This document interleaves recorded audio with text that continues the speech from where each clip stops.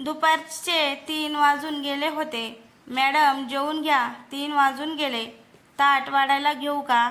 दारात उभी राहून शारदेची मुलगी कांता तिला विचारत होती. नको ग, राहू दे. तसंही वेळ टळूनच गेलीये. बरं तू जेवलीस का? उपाशी असलीस तर जा तू जेवून घे बाळ. माझा हा कामाचा रगडा कधी संपायचा नाही.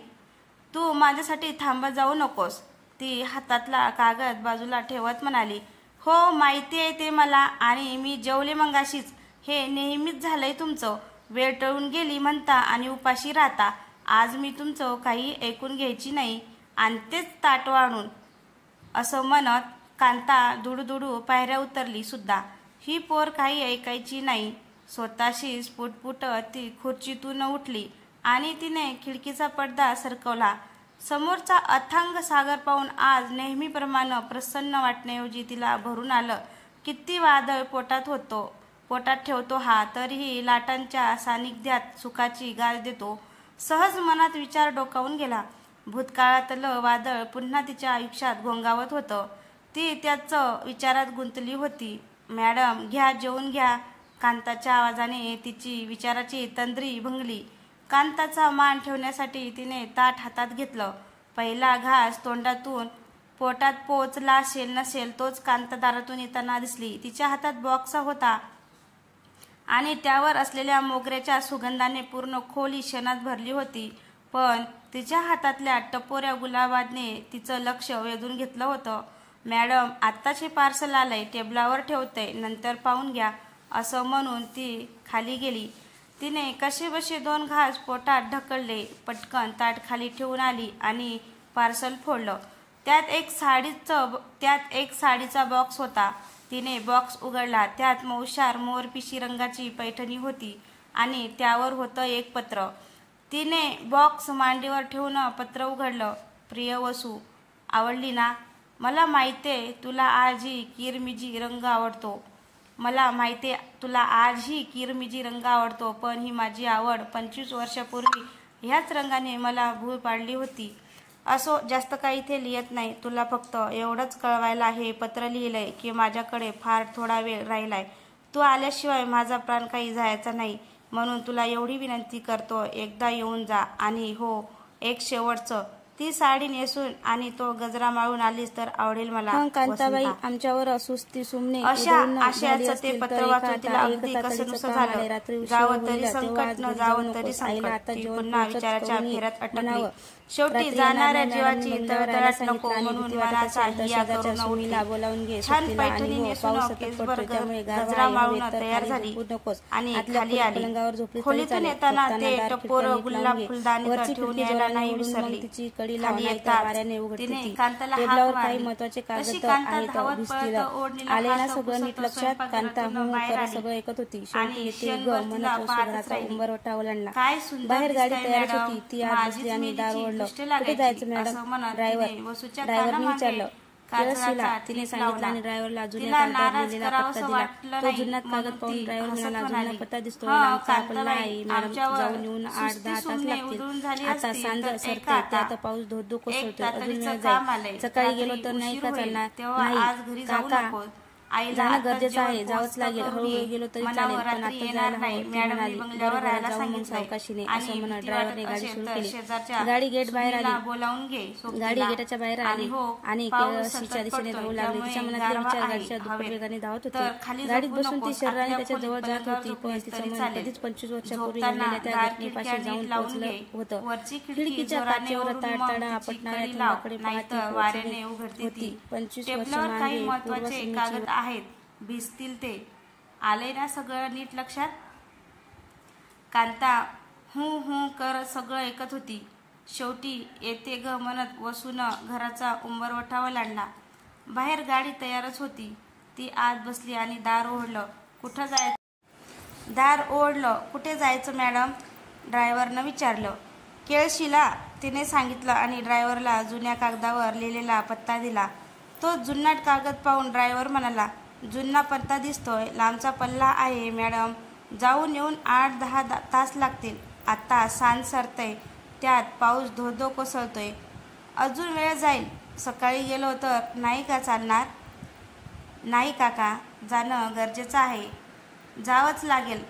हळूहळू गेलो तरी चालेल, पण आता जायला हवं, ती म्हणाली. बरं जाऊ मग सावकाशीने, असं म्हणत ड्रायव्हरने गाडी सुरू केली. गाडी गेटच्या बाहेर आली आणि केळशीच्या दिशेने धावू लागली. तिच्या मनातले विचार गाडीच्या दुप्पट वेगाने धावत होते. गाडीत बसून ती शरीराने त्याच्या जवळ जात होती, पण तिचं मन कधीच 25 वर्षापूर्वी घडलेल्या त्या घटनेपाशी जाऊन पोचलं होतं. खिडकीच्या काचेवर ताड ताड आपटणाऱ्या थेंबाकडे पाहत ती पोचली होती.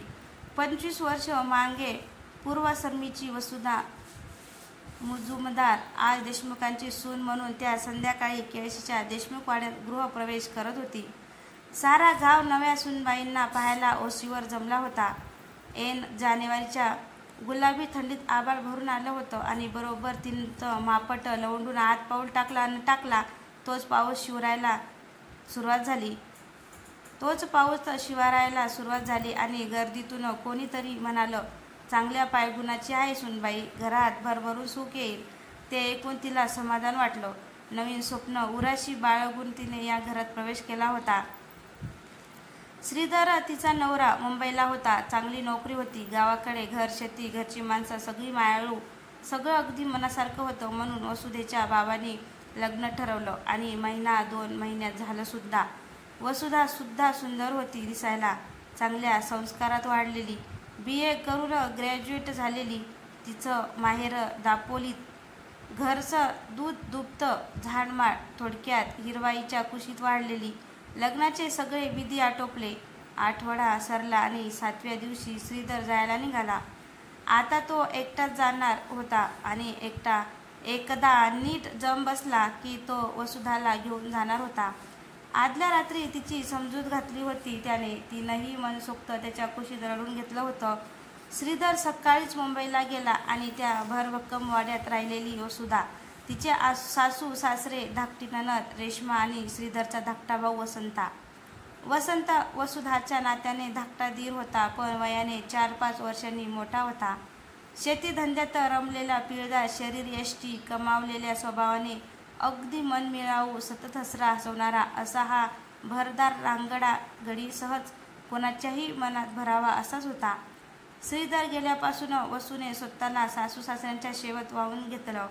नणद वहिनीचं सूत देखील चांगलंच जुळलं होतं, पण अवघ्या 7 दिवसात 9 लाईन संपुष्टात आलेली वसू आतून पार एकटी पडली होती. दिवसभर घरात राबली तरी रात्री देहाची होणारी आग, ती तगमग सहन न होऊन ती घरामागच्या विहिरीचं गार पाणी सर्व अंगावरून ओतून घ्यायची.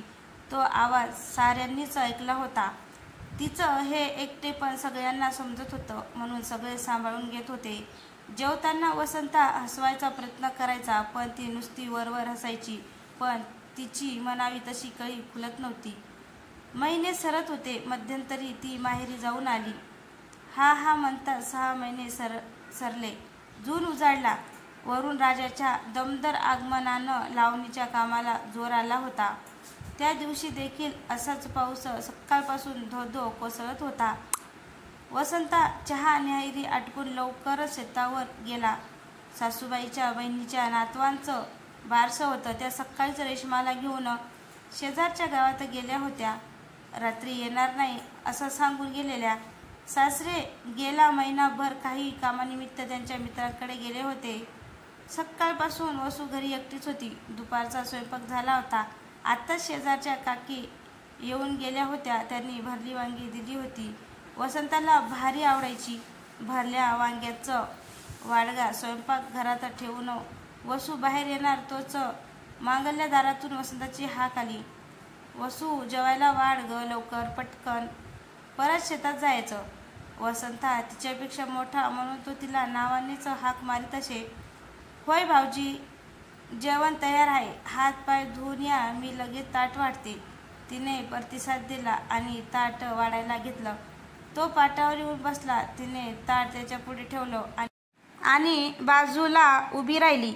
तो घासागणिक तिचं कौतुक करत होता. तशी तिच्या हाताला चांगली चव होती. तीही हसून त्याला प्रतिसाद देत होती. भरली वांगी तर त्याने खूपच आवडीने खाल्ली होती. त्याचं जेवण पटकन आटोपलं होतं. तो पानावरून उठला, हातावर पाणी टाकून बाहेर ओसरीवर आला. तो वाडा म्हणजे मुख्य दरवाजातून आत आलं की रांजणगण आणि चहूबाजूंनी खोल्या आणि वर माडीवर 2 खोल्या. मध्ये छानसं तुळशी वृंदावन होतं. तो बाहेरच्या खुर्चीवर बसला होता. बसल्या बसल्या त्याचा डोळा लागला. वसूनं आपलं जेवण आटोपलं, भांडी घासली आणि स्वयंपाकघरात झाकपाक केली आणि ती आपल्या खोलीच्या दिशेने निघाली. तोही एव्हाना उठला आणि शेतावर निघाला. तिला साद घालून आपण शेतावर जात असल्याचं सांगितलं आणि तो शेताच्या दिशेने निघाला. वसू आपल्या खोलीत होती. तिनं झोपण्याचा प्रयत्न केला, पण खिडकीबाहेर दिसणाऱ्या कोसळत्या पावसाच्या सरी तिला बेचैन करत होत्या. शेवटी न राहून ती माडीवरून खाली आली आणि स्वतःला रांजणगणात कोसळणाऱ्या वरुणराजाच्या स्वाधीन केलं. ती क्षणार्धात चिंब झाली. इतक्यात मागल्या दारातून पाऊली विसरलेला वसंता ती घ्यायला आला. मुख्य दरवाजा बंद होता. वसू स्वयंपाकघरात दिसली नाही म्हणून तो वसरीवर आला आणि समोरचं दृश्य पाहून क्षणभर थपकला. त्याची नजर तिच्यावर स्थिरावली. समोर होती ती डोळे बंद करून मनसोक्त सरींनी भिजणारी किरमिजी रंगाची साडी चोळी अंगाशी चिकटून लगट करून पाहत होती. अर्धवट सुटलेल्या आंबोळ्यातून निथळणारं पाणी, गोऱ्या कोमल कातीवर आभाळातून उतरणारे थेंब तिला विचलित करत होते. हाताने ती स्वतःला मिठीत घेत होती, पण स्वतःचा स्पर्श कुठवर तरी तिची तहान शमवणार होता. पण हे पाहून वसंत मात्र आता बेभान झाला. त्याचं रक्त गरम झालं, शिरा ताटल्या आणि तो तीरासारखा तिच्या जवळ पोचला. तिला आपल्या पिळदार बाहूमध्ये सामावून घेतलं. बेसावध असलेली ती स्वतःभोवती पडलेल्या दणकट बाहूच्या विळखाने क्षणभरासाठी भांबावली खरी, परंतु पुरुष स्पर्शासाठी आसुसलेल्या तिच्या देहाच्या प्रतिकार क्षणात मावळला आणि ती त्याच्या मिठीत विरघळली. त्याच्या देहाचा गावरान गंध तिला वेडावून गेला. एकमेकांच्या श्वासोश्वासाने दोघे उत्तेजित होत होते. कितीतरी वेळ ते दोघे एकमेकांच्या बाहुपाशात सामावले होते. वरून उष्टीपेक्षा दोघांची चुंबन वर्षा मुसळधार होती. ती त्या असंख्य पाऊसधारांमध्ये त्यांच्या रांगड्या स्पर्शाने न्हावून निघत होती. त्याने तिला फुलासारखे अलगद उचलून आतल्या खोलीत नेलं. ओली वस्त्रे दोघांच्या देहापासून कधीच दुरावली होती. दोघे विवस्त्र पलंगावर एकमेकांत विलीन झाले होते. दोघांच्या मिलनाला रत्नाकराचं उद्यान आलं होतं. पूर्ण सांज सरली. बाहेर पावसाचा जोर कमी झाला होता. इथे दोघे तृप्त होऊन एकमेकांच्या बाहुपाशात पौडले होते. आजच्या वसंत मिलनाने वसुंधा तृप्त झाली खरी, पण अंधारून येता येता दोघे भानावर आले. वसंत तिच्यापासून दूर झाला. त्याने पटकन खाली पडलेले कपडे घातले. तिनेही चादर अंगाभोवती लपेटली. तीही झाल्या प्रकाराने बेथरली होती हे त्याच्या लक्षात येताच तो सौम्यपणे म्हणाला, जे झालं ते अनावधानाने झाले. पाप तुझ्याही मनात नव्हता आणि माझ्याही. आपण परिस्थितीपुढे झुकलो, यात आपल्या दोघांचा दोष नाही. मी बेभान झालो होतो. माझा स्वतःवरचा संयम सुटला होता. मला माफ कर. पण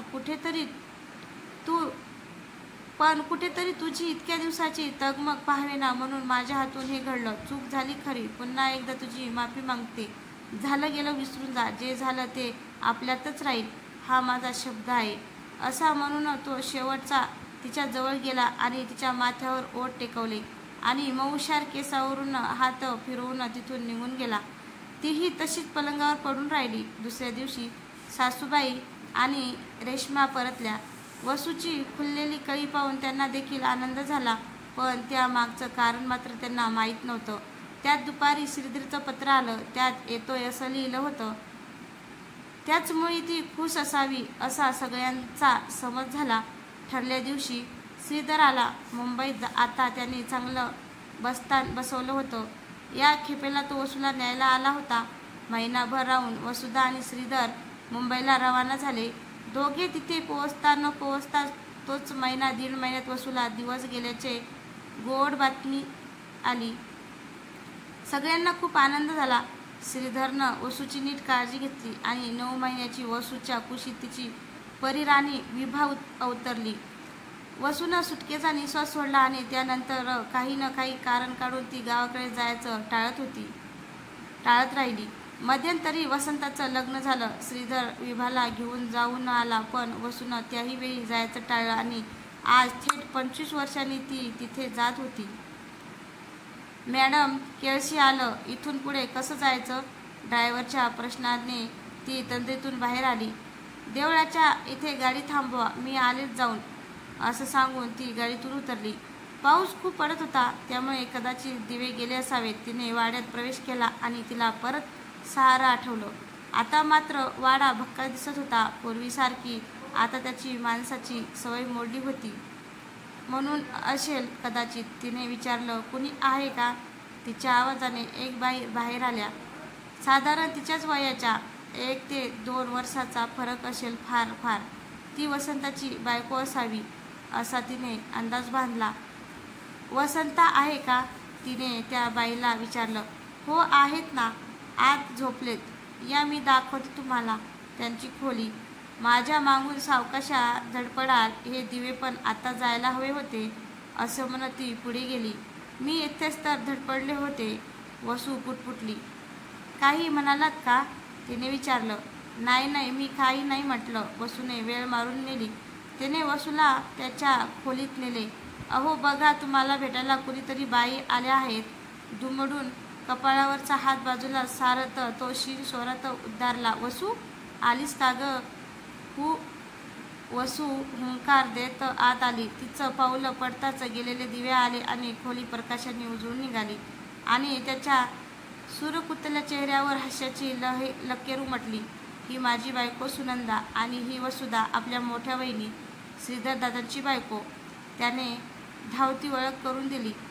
दोघींनी एकमेकींकडे पाहत स्मित हास्य करत ओळख स्वीकारली.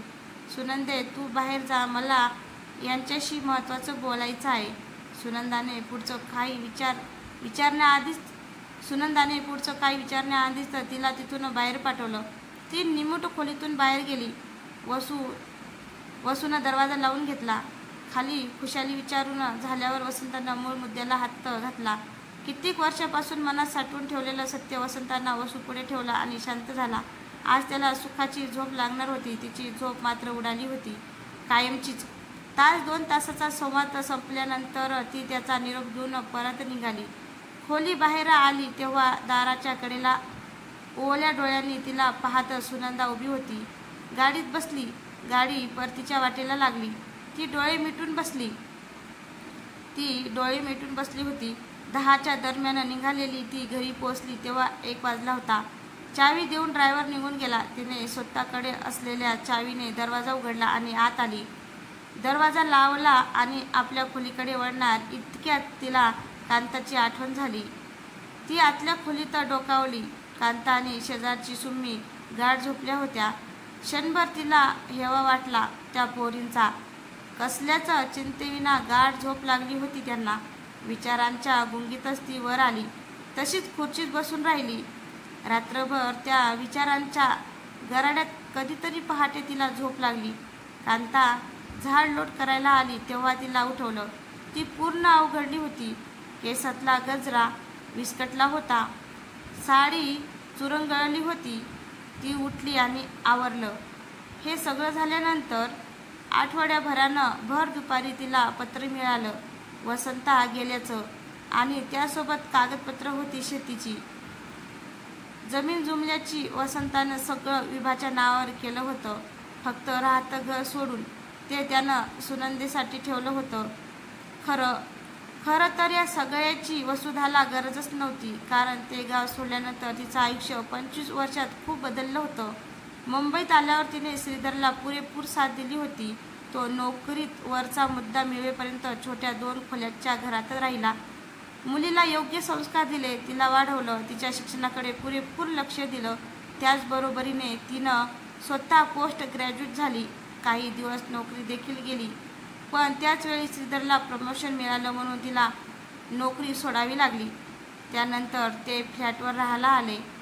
तिथे असतानाच विभाचं ग्रॅज्युएशन पूर्ण झालं आणि तिला पुढच्या शिक्षणासाठी परदेशात जायची फेलोशिप मिळाली. विभा परदेशी गेल्यावर ते दोघेच मुंबईत राहिले. तिची इच्छा होती की समुद्रकिनारी घर असावं म्हणून अलिबागला. समुद्रकिनारी हा बंगला त्याने तिच्यासाठी घेतला. ते इथे राहायला आले. ती छान रमली, मात्र श्रीधरचं मन काही रमेना, म्हणून तो परत मुंबईतल्या फ्लॅटवर राहायला गेला आणि इथल्या या मोठ्या ऐसपैस असंख्य खोल्याच्या घरात ती एकटीच उरली. पण तिच्याकडे कामाला येणाऱ्या बाईची मुलगी, तिची आई आजारी असल्यामुळे झाडलोट आणि इतर कामाला येत होती. ती विभाच्या वयाची आणि त्यात खूप बोलकी असल्यामुळे तिचा खूप लळा लागला होता. तिला चांगली सोबत होत होती. सगळी कागदपत्रे अस्तव्यस्त पडली होती. तिच्या हातात ते पत्र होतं. तशीच सांजेची वेळ, रिपरिपणारा पाऊस समोरच्या खिडकीतून दिसत होता. अस्ताला जाणारा सूर्य बसून उभ्या 25 वर्षात त्या प्रसंगाचे पडसाद श्रीधर किंवा विभा दोघांच्या आयुष्यावर कधीही उमटू दिले नाही. तिने एक कर्तव्यदक्ष पत्नी, आई या दोन्ही भूमिका योग्य रीतीने पार पाडल्या. पण तिच्या मनात खोलवर त्या अपराधाबद्दलच शल्य आजही भळबळत होतं. तरीही पती आणि मुलीचं सुख पाहून ती समाधानी होती. मात्र त्या दिवशी वसंत आणि तिची भेट, त्यावेळी त्याने सांगितलेली ती गोष्ट, त्यामुळे तिचं विश्व पुन्हा ढवळून निघालं होतं. आणि आज तो आपलं मन तिच्याकडे रीत करून कायमचा निघून गेला होता. पण तिचं काय? ती कोणाकडे मन मोकळं करणार होती? तिला आठवत होता त्यांच्यातला तो शेवटचा संवाद. वसू, कशी आहेस? त्यानं विचारलं. ठीक आहे. काय बोलायचं तुम्हाला आता?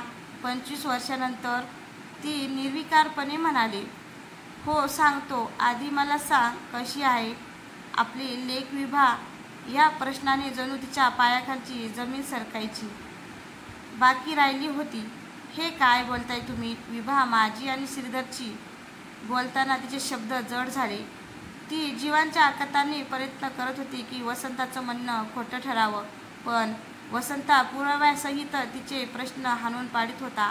मला माहीत होतं तू सहजपणे हे मान्य करणार नाहीस, पण हे त्याचं आणखीन एक प्रमाण.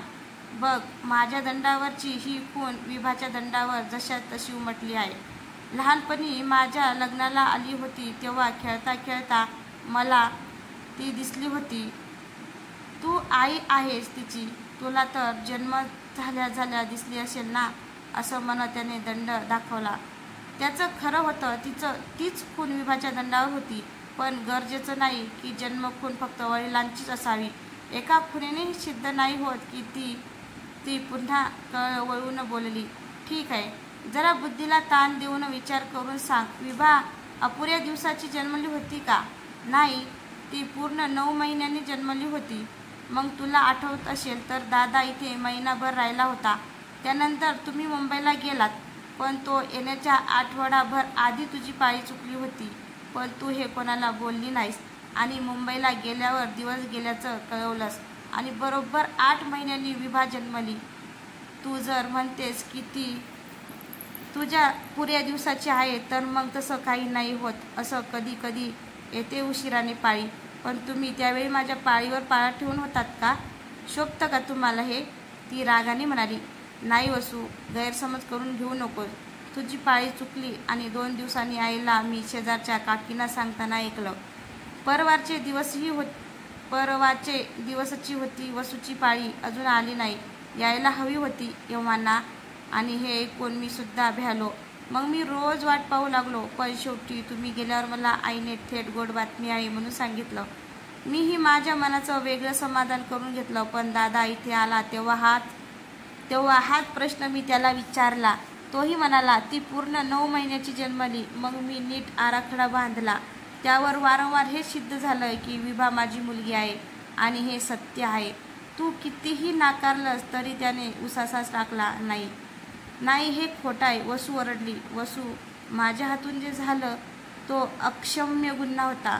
मी मान्य करतो. पण जे झालं ते अनावधानानं झालं आणि आजवर मी त्यांची पुरेपूर शिक्षा भोगतोय. मी माझं पौरुषत्व पूर्णपणे तुला अर्पण